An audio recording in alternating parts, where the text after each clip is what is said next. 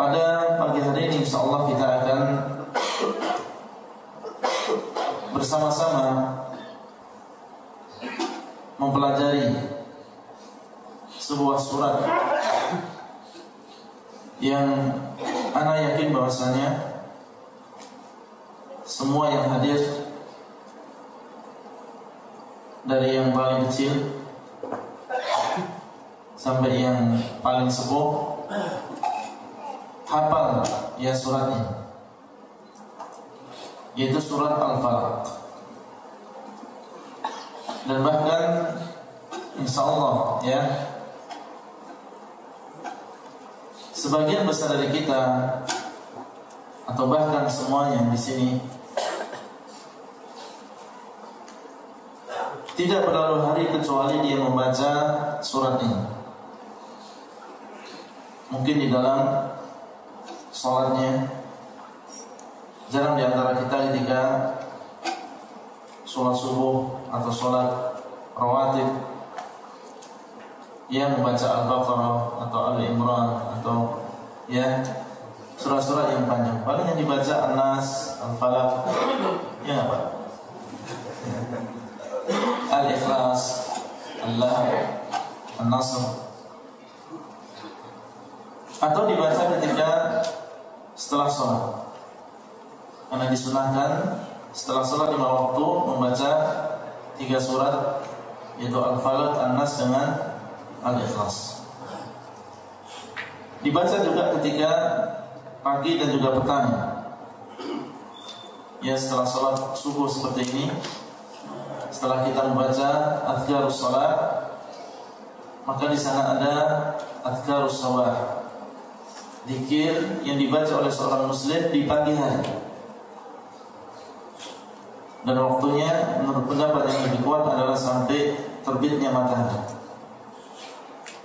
Membaca Al-Falaq 3 kali, An-Nas 3 kali, Al-Ikhlas 3 kali, kemudian dilanjutkan dengan ayat kursi.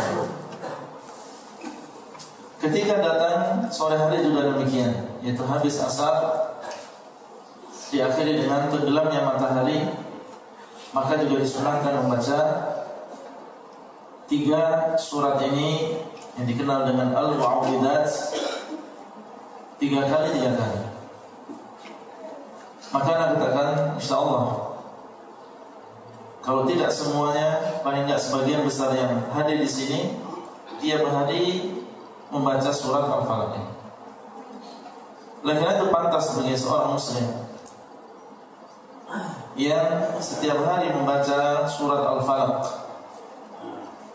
pantas sekali untuk memahami makna dari surat Al-Falaq ini.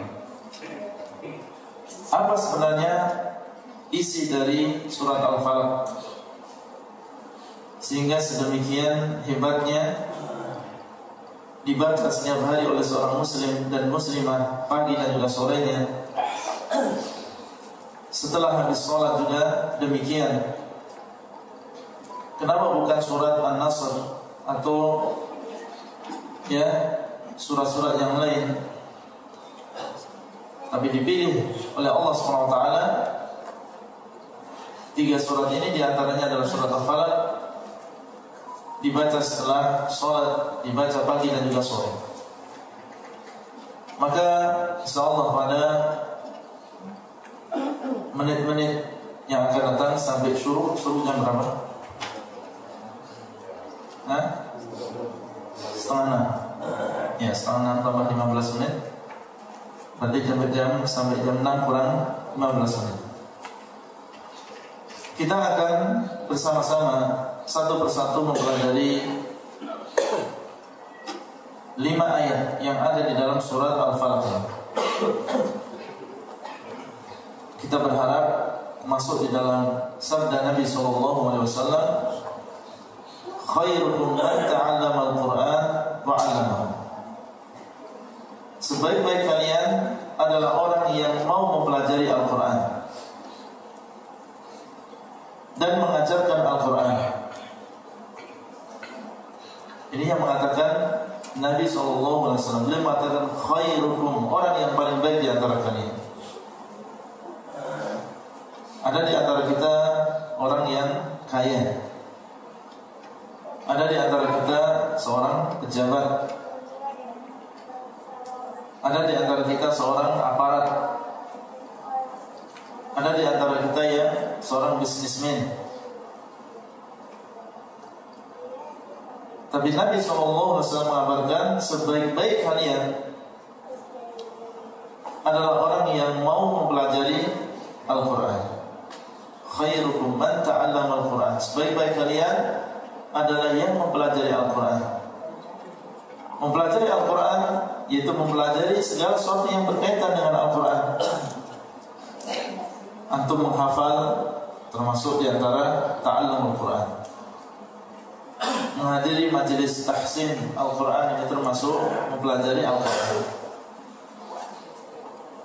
Menghadiri majelis yang di situ dibahas tentang tafsir, tentunya adalah tafsir yang benar sesuai dengan kaidah, mengikuti pemahaman para salafus saleh di dalam menafsirkan ayat. Maka ini adalah termasuk ta'allum Al-Quran. Oleh karena itu, ini adalah sebuah kehormatan bagi seseorang diberikan kemudahan oleh Allah untuk mempelajari Al-Quranul Karim. Dan segala sesuatu yang berkaitan dengan Al-Quran, Allah berikan dia kelebihan, bahkan dijadikan dia yang paling baik. Bulan Ramadan karena diturunkan di dalamnya Al-Quran, maka dia adalah afdhalus syuhur. Dia adalah bulan yang paling mulia. Syahrul Ramadan alladzi unzila fihi Al-Quran. Bulan Ramadan yang diturunkan di dalamnya Al-Quran. Tidak ada bulan yang lebih mulia daripada bulan ini. Karena bulan ini dipilih oleh Allah turunnya Al-Quran dari Lauhul Mahfuz ke langit dunia. Diturunkan Al-Quran kepada Rasulullah SAW, sehingga beliau menjadi afdhalur rusul, menjadi Rasul yang paling mulia. Tidak ada Rasul yang lebih mulia daripada beliau SAW. Diturunkan kepada beliau Al-Quran. Kota Mekah yang pertama kali Al-Quran diturunkan di sana, itu firman Allah Azza wa Jalla, Iqra bismi rabbikal ladzi khalaq. Sehingga dia menjadi afdhalul biqa, menjadi daerah, menjadi negara, menjadi tempat yang paling mulia di seluruh permukaan bumi. Dia adalah tanah haram, dan tanah haram di dunia hanya ada dua, yaitu Mekah dan juga Madinah. Yang paling afdal antara haram Mekah dengan haram Madinah adalah haram Mekah, karena diturunkan Al-Quran di sana pertama kali, sehingga dia menjadi tempat yang paling mulia. Seseorang yang ingin beribadah dan ingin dilipat gandakan pahalanya, apabila dia melakukan ibadah tersebut di tanah haram pertama kali, dilipat gandakan. Sebutkan dalam hadis 100.000 kali lipat. Antum melakukan sholat 2 rakaat di sana berbeda nilainya apabila antum sholat di tempat yang lain. Bersedekah juga demikian. Berbakti kepada orang tua juga demikian. Oleh karena itu, kaum muslimin berbondong-bondong mereka menuju ke kota Mekah, karena mereka mengetahui pahalanya. Umur yang pendek, sementara kita ingin membawa bekal yang sebanyak-banyaknya, sehingga mereka rela meskipun di sana hidup tidak seenak ketika dia di negaranya. Mungkin dia orang yang kaya di Indonesia atau di negara yang lain, di sana seperti yang lain. Mereka rela untuk melakukan demikian demi mendapatkan pahala yang berlipat-lipat yang digandakan oleh Allah SWT. Satu kali yang satu pahala dilipat gandakan menjadi 100.000. Ya, karena itu kalau dihitung sholat di sana yang di Masjidil Haram, sekali antum sholat subuh ya di sana itu sama dengan pahalanya 100.000 kali sholat subuh di masjid ini. Sekarang Baitul Huda, ya Masjid Baitul Huda. Ya, itu kurang lebih 200 tahun.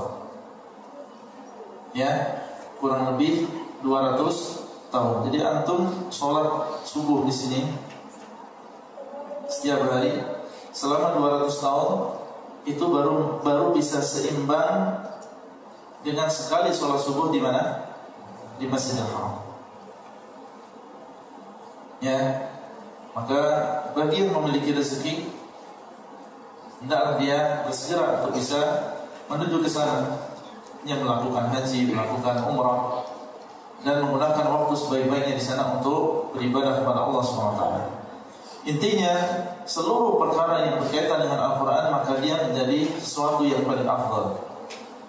Malaikat Jibril juga demikian, dipilih oleh Allah SWT menyampaikan Al-Quran kepada Rasulullah SAW, maka beliau adalah pemukanya para malaikat.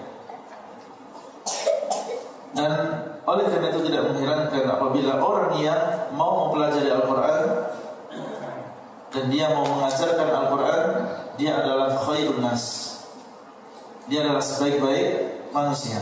Maka kita berharap yang kita termasuk orang-orang yang masuk di dalam hadis ini, yaitu sebaik-baik manusia. Dan ini semua tentunya tidak akan didapatkan oleh seseorang kecuali apabila dia ikhlas di dalam mempelajari Al-Quran.